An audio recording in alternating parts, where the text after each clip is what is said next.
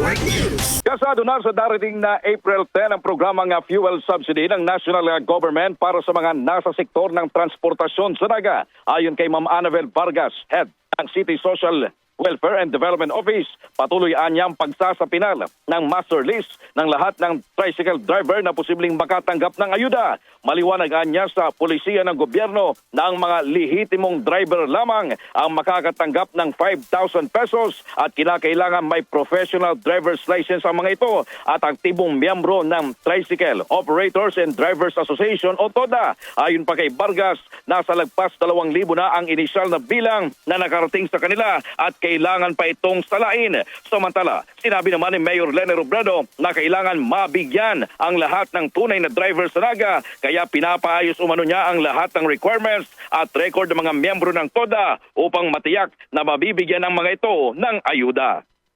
So pinag-ulayan ni Pres Belen, ngunyan, kung paano mako-comply sa requirements para gabos talagang tunay na driver, matawanan. So si instruction ta, ayuson si records ka mga membership, kang mga TODA para mag-qualify. Bahagi lamang ang magiging pahayag ni Mayor Leni Robredo. Kasama mo mula dito sa RMN DWNX Naga, Radyo Man Kevin Alba Tatak. RMN! RMN Network News.